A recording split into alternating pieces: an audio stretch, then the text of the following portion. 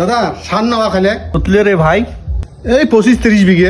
ওরে বাবা 30 বিঘে বসো বসো বসো এ ভাই চেয়ার দে জামাই সেজে আমি হাজির হয়েছি।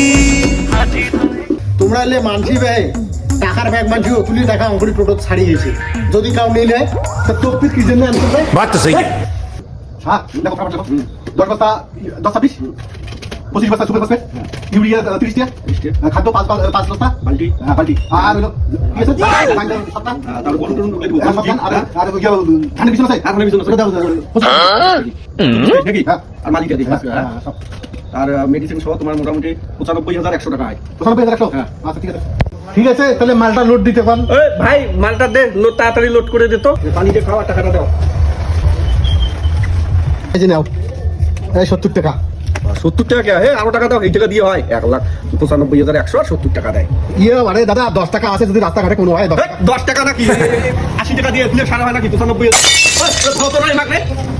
আজকে আমি সীমে যাবা এখন মনে 1-1.5 ঘন্টা খাওয়া টাইম পাবেন।